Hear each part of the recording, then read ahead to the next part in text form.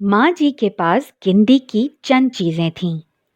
3 जोड़े सूती कपड़ों के, एक जोड़ा देसी जूता, एक जोड़ा रबड़ के चप्पल, एक ऐनक, एक अंगूठी जिसमें 3 छोटे छोटे फेरोजे जड़े हुए थे, एक जायनमाज, एक तस्बीह और बाकी अल्लाह अल्लाह।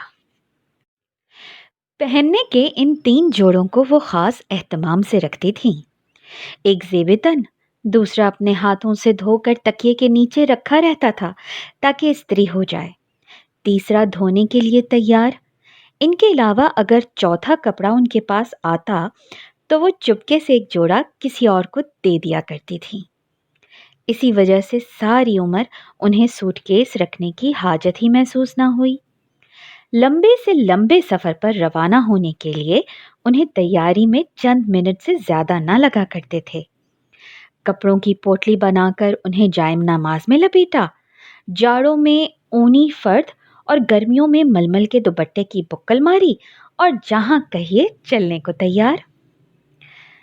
सफर आखिरत भी उन्होंने इसी सादगी से इख्तियार किया। मैले कपड़े अपने हाथ से धोकर तकिए के नीचे रखे, नहा धोकर बाल सुखाए और चंद ही मिनटों में जिंदगी के सबसे लंबे सफर पर रवाना हो गईं। जिस खामोशी से दुनिया में रहती थीं, उसी खामोशी से अक़बा को सुधार गईं। गालिबन इसी मौके के लिए वो अक्सर ये दुआ मांगा करती थीं कि अल्लाह ताला हाथ चलाते उठा ले, अल्लाह कभी किसी का मोहताज ना करे। खाने पीने में वो कपड़े लत्ते से भी ज़्यादा सादा और गरीब मिजाज थीं। उनकी मरूब तरीन ग़िज़ा मकई की रोटी, धनिए पुदीने की चटनी के साथ थी। बाकी चीज़ें खुशी से खा तो लेती थीं, लेकिन शौक से नहीं।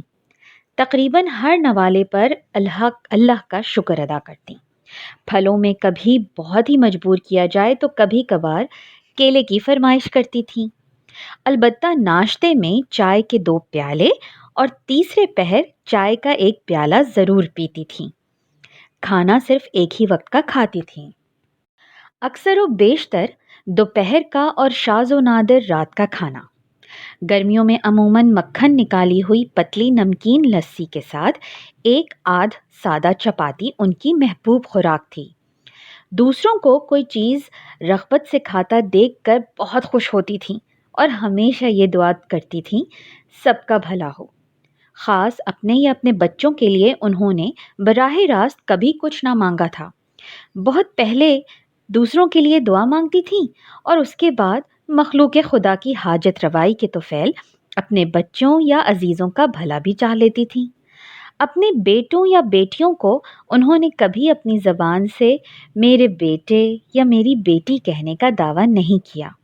हमेशा उनको अल्लाह का माल कहा करती। किसी से कोई काम लेना माँ जी पर बहुत गिरां गुजरता था।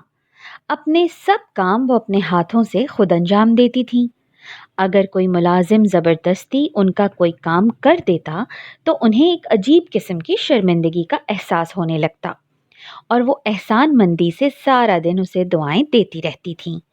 माँ जी खुद ही कहा करती थीं कि उन जैसी खुश नसीब माँ दुनिया में शायद ही हो। लेकिन अगर सब्र और शुक्र, तस्लीम और रज़ा की ऐनक उतार कर देखा जाए तो इस खुश नसीबी के पर्दे में कितने दुख, कितने गम, कितने सदमे नज़र आते हैं। अल्लाह मियाँ ने माँ जी को 3 बेटियाँ और 3 बेटे अता किए।